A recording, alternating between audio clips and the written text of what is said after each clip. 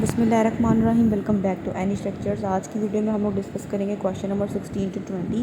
तो हमारे पास जो क्वेश्चन नंबर 16 है वो कुछ इस तरह से है। हम लोगों ने क्या करना है, इसको मॉडिफाइड से सॉल्व करना है। तो हम लोग सबसे पहले अपने फंक्शन ऑफ एक्स को टू पार्ट्स के अंदर स्प्लिट करेंगे।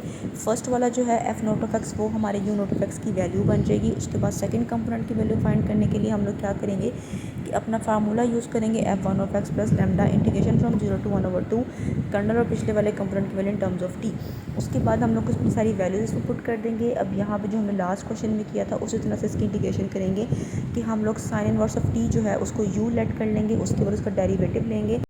ये दोनों वैल्यू जब हमने वापस पुट की तो हमने देखा कि डी टी आपस में कैंसिल हो रहा है, आपके पास ई यू डी यू बचेगा। और हमें पता है कि जो ई यू है मतलब कि जो एक्सपोनेंशियल होता है उसकी इंटीग्रेशन वापस वही होती है। तो हमारे पास उसकी इंटीग्रेशन वही आ जाएगी। उसमें लिमिट्स पुट कर देंगे। पहले हम जो है वो अपर लिमिट 1/2 पुट करेंगे, उसके बाद माइनस लोअर लिमिट 0 पुट करेंगे।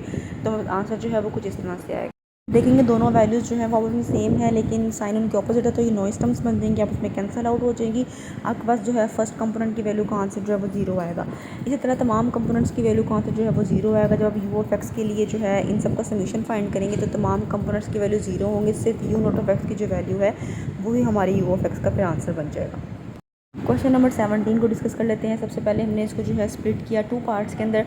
उसके बाद हमारे पास जो फर्स्ट वाला था वो यू नॉट ऑफ एक्स की वैल्यू बन जाएगा। उसके बाद हमने यू वन ऑफ एक्स की वैल्यू फाइंड करनी है, तो उसके लिए फार्मूला यूज़ करेंगे, अपनी वैल्यूज़ को पुट करेंगे। और उसके बाद हमने देखा कि जो टेन इनवर्स ऑफ टी है उसका जो डेरिवेटिव होता है वो 1/1 + t² होता है, यानी कि जो आगे मौजूद है। तो इस तरह की जो इंटीग्रेशन होती है फिर उसको जो हम पावर रूल से सॉल्व करते हैं, पावर में एक ऐड करते हैं, उससे डिवाइड करते हैं। तो यहाँ पे हमारे पास टेन इनवर्स ऑफ टी का जो है वो स्क्वायर आएगा, डिवाइड बाई 2 होगा। उसके बाद उसमें अपने लिमिट्स पुट करेंगे। लिमिट्स पुट करने के बाद हम लोग देखेंगे कि दोनों वैल्यूज़ जो है वो आपस में सेम है, नॉइस टर्म्स है कैंसिल हो जाएंगी। आपके पास यू वन ऑफ एक्स का आंसर 0 आ जाएगा। इस तरह तमाम कंपोनेंट्स की वैल्यू का आंसर 0 होगा। आपके पास यू ऑफ एक्स का आंसर जो है फिर वो यू नॉट ऑफ एक्स की वैल्यू के ही इक्वल आएगा।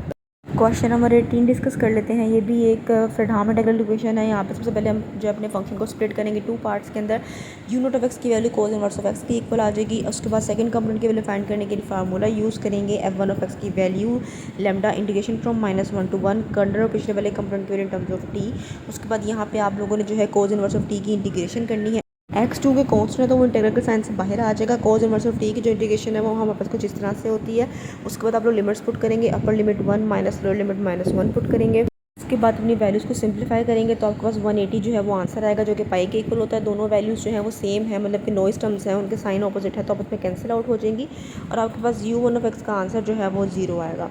इसी तरह तमाम कंपोनेंट्स की वैल्यू का आंसर 0 होगा। अल्टीमेटली आपके पास यू ऑफ एक्स की वैल्यू फाइंड करने के जब समीशन फाइंड करेंगे तो तमाम कंपोनेंट्स की वैल्यू का आंसर 0 होगा। और आपके पास यू ऑफ एक्स का आंसर जो है वो यू नॉट ऑफ एक्स के आंसर के इक्वल आ जाएगा। क्वेश्चन नंबर 19 को डिस्कस कर लेते हैं। यहाँ पे भी हम लोग सबसे पहले अपने जो है फंक्शन ऑफ एक्स को स्प्लिट करेंगे टू पार्ट्स के अंदर। यू नॉट ऑफ एक्स की वैल्यू जो है x tan inverse of X की इक्वल आ जाएगी। उसके बाद यू वन ऑफ एक्स की वैल्यू फाइंड करने के लिए फार्मूला यूज़ करेंगे एफ वन ऑफ एक्स की वैल्यू जो है लेमडा आगे इंटीग्रेशन फ्रॉम 0 to 1 कर्नल और पिछले वाले कंपोनेंट के लिए टर्म्स ऑफ टी। अब यहाँ पे जो एक्स है वो इंटीग्रल के साइन से बाहर आ जाएगा। T tan inverse of T जो है इसका हम लोग इंटीग्रेशन करेंगे with the help of product rule. तो यहाँ पे हम लोगों ने जब इस पर प्रोडक्ट रूल अप्लाई किया तो बस जो है आंसर वो कुछ इस तरह से आ जाएगा। इसके बाद हम लोग इसमें लिमिट्स पुट करेंगे और उसके बाद अपने आंसर को फाइनलाइज करेंगे। हम देखेंगे दोनों टर्म्स जो हैं वो सेम है, नॉइस टर्म्स हैं, आपस में कैंसिल आउट हो जाएंगी। यू वन ऑफ एक्स का आंसर 0 आएगा। इस तरह आपके पास तमाम कंपोनेंट्स का आंसर 0 होगा और यू ऑफ एक्स का answer you not of x के आंसर के इक्वल आ जाएगा।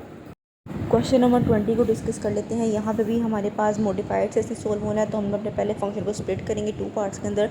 फर्स्ट वाला यू नॉट ऑफ एक्स बन जाएगा। सेकंड को फाइंड करने के लिए, सेकंड कंपोनेंट की वैल्यू फाइंड करने के लिए हम लोग फार्मूला यूज़ करेंगे, तमाम वैल्यूज़ को यहाँ पे पुट कर देंगे।